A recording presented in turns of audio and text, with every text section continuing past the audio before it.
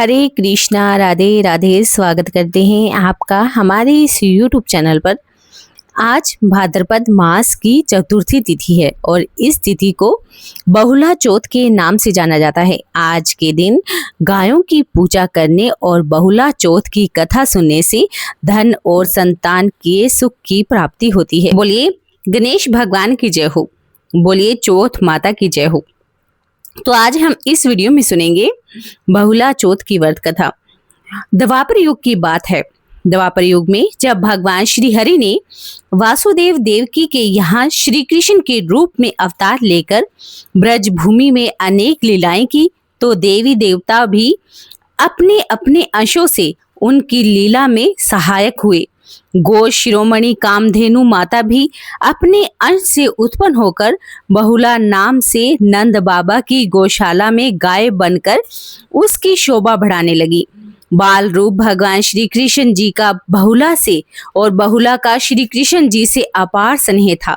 कहा जाता है कि भगवान श्री कृष्ण को देखते ही बहुला के स्तनों से दूध की धारा बहने लगती थी। श्री कृष्ण जी बहुला की मातृ भाव को देखकर अमृत सा उस दूध का पान भी किया करते थे। एक दिन बहुला वन में घास चर रही थी और उसी समय भगवान श्री कृष्ण को एक लीला सूझी। उन्होंने माया से सिंह का रूप धारण कर लिया। बहुला सिंह को देखकर बहुत भयभीत हो गई और थर थर कांपने लगी।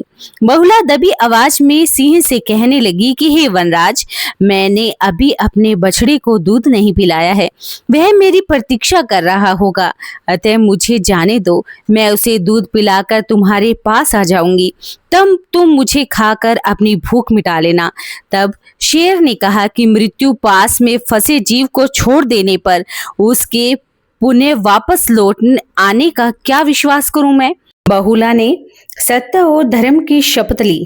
तब शेर ने उसे छोड़ दिया।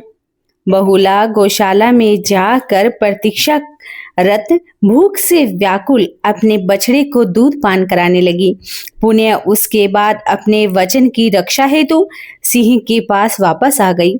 बहुला को देखकर सिंह का स्वरूप धारण किए हुए भगवान श्री कृष्ण प्रकट हो गए और बोले कि हे बहुला, यह तुम्हारी अग्नि परीक्षा थी। तुम अपने सत्य धर्म पर दृढ़ रही, अतः इसके प्रभाव से घर घर तुम्हारा पूजन होगा तथा आज से गौ माता के नाम से तुम जानी जाओगी। बहुला भगवान श्री कृष्ण जी का आशीर्वाद प्राप्त कर अपने घर को लौट आई और अपने बछड़े के साथ आनंद से रहने लगी। बहुला चौथ व्रत का मुख्य उद्देश्य यह है कि व्यक्ति को हमेशा सत्य और न्याय के पथ का ही चयन करना चाहिए। इस रास्ते में जो भी चलेगा वह जीवन में कभी ना कभी सफलता जरूर प्राप्त करेगा। सत्य की ही विजय होती है। इस व्रत का पालन करने वाले को सत्य धर्म का अवश्य ही निर्वाह करना चाहिए, साथ ही अपने कर्तव्य पथ से कभी नहीं हटना चाहिए। तो बोलिए भगवान श्री कृष्ण की जय हो, बोलिए बहुला माता की जय हो। तो आइए बहुला चौथ की दूसरी कथा को सुनते हैं, इसे भी आप ध्यान पूर्वक सुनिए। अयोध्या के चक्रवर्ती सम्राट महाराज दिलीप के कोई संतान नहीं थी। एक बार वे अपनी पत्नी के साथ गुरु वशिष्ठ जी के आश्रम में पहुंचे।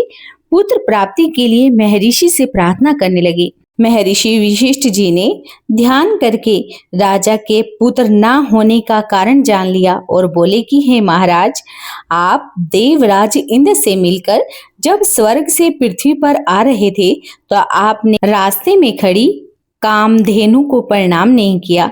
श्रीकता में होने के कारण आपने कामधेनु को कभी नहीं देखा। कामधेनु ने आप श्राप दे दिया कि उनकी संतान की सेवा किए बिना ही आपको पुत्र नहीं मिलेगा।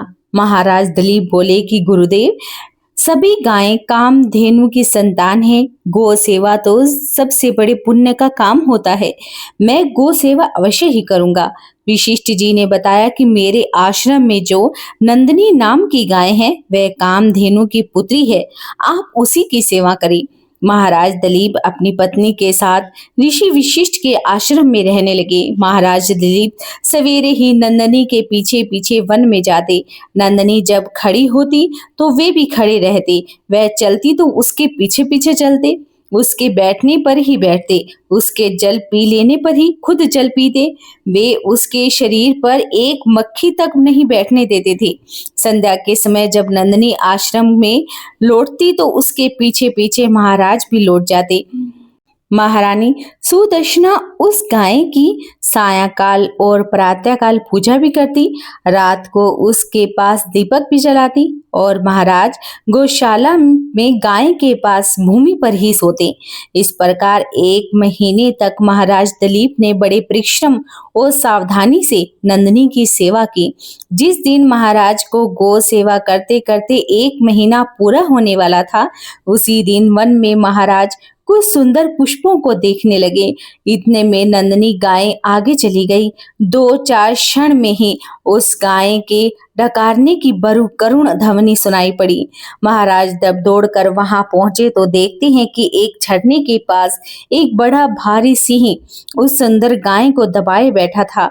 सिंह को मारकर गाय को छुड़ाने के लिए महाराज ने धनुष उठाया, किंतु जब तरकश के बाण निकल चले तो दाहिने हाथ में तरकश में ही चिपक गया।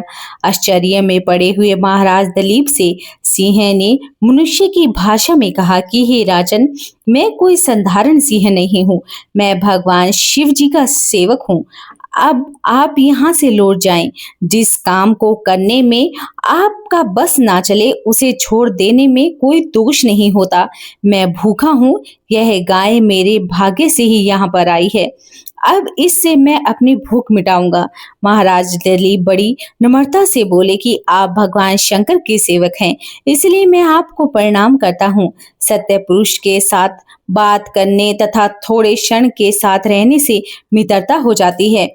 आपने जब कृपा करके मुझे अपना परिचय दिया तो मेरे ऊपर इतनी कृपा कीजिए कि इस गौ को छोड़ दीजिए, इसके बदले में मुझे खाकर अपनी भूख मिटा लीजिए।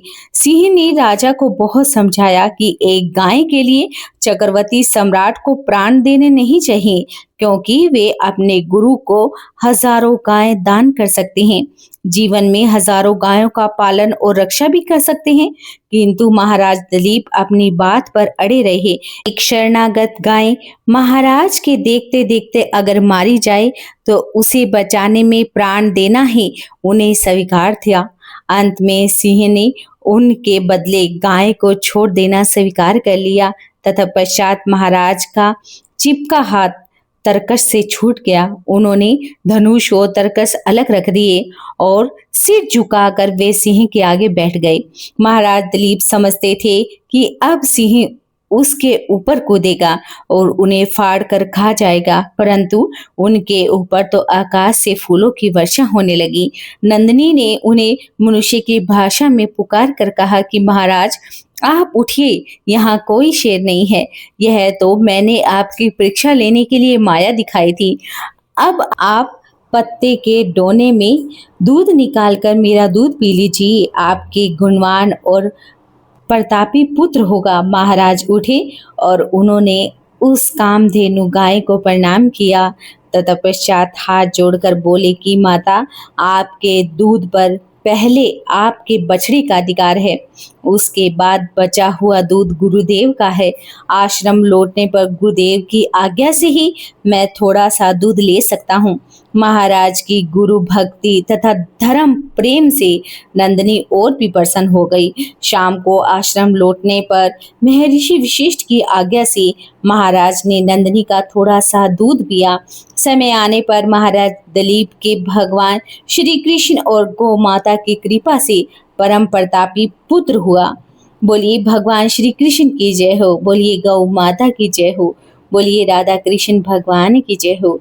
अगर आपको हमारे इस YouTube चैनल की कथा पसंद आई हो तो चैनल को सब्सक्राइब करना ना भूलें, वीडियो को लाइक और शेयर जरूर कर दें।